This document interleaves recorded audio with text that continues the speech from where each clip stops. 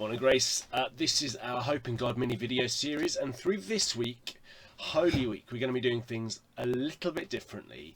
And day by day, we're going to be following the story of this week, of the Easter week, from Palm Sunday yesterday to Easter Sunday next week, next Sunday.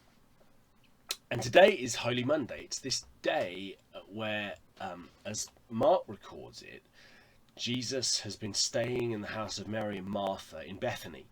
And then Monday morning, he and his disciples leave the house early. They're heading back into Jerusalem, not this time to the acclaim of the crowds. So remember, Palm Sunday, it's all been just a great enthronement party, a coronation party.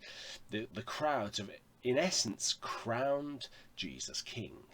They've welcomed him into Jerusalem as the conquering hero, come to free Israel from the shackles of the Romans as the Messiah.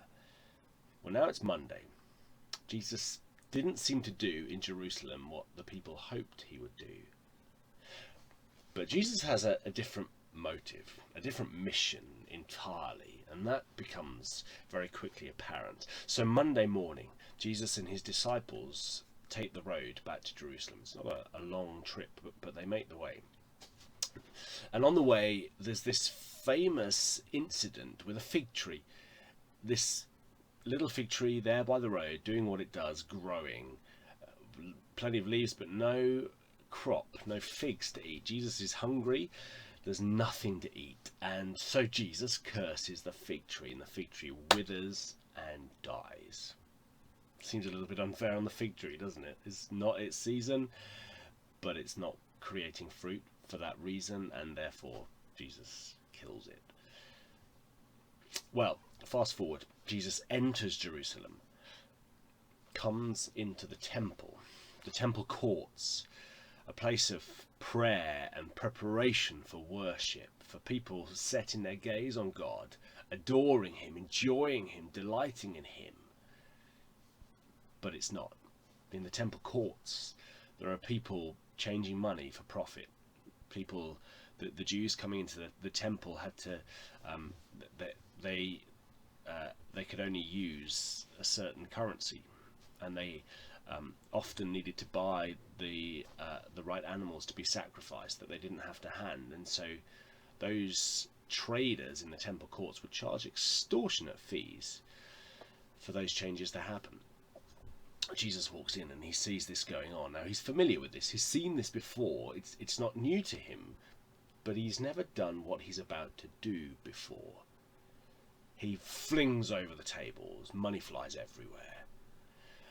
It creates this raucous kerfuffle in the temple courts. It's violent. There's anger. It seems unlike the Jesus a lot of us seem to be familiar with. But it's not. Jesus is violently angry with what's going on in this temple court, with the abuse of a place that is meant to be for worship and meant to be for prayer. Instead, it's become about money and man. So what's going on?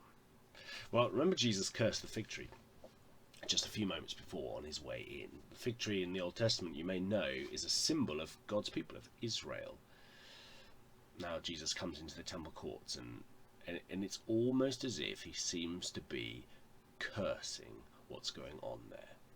There's no fruit. This is a place where you would expect to find praise and prayer and worship and men and women just delighting in God, but it's not. It's a place for profit and corruption and man-centered institutions and religion that creates joylessness.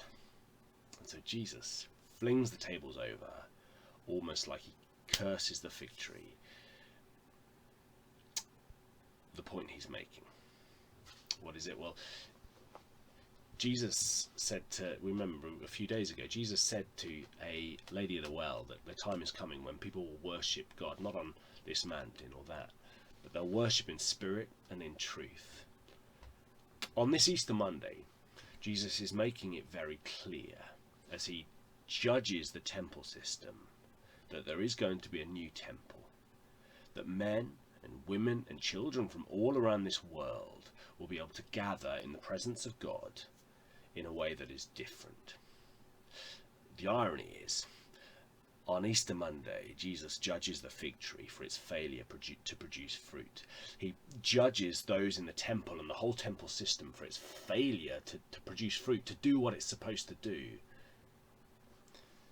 On Friday, Jesus will bear judgment for the failure of his people. Not for his failure, but for ours. What a change from Sunday to Monday.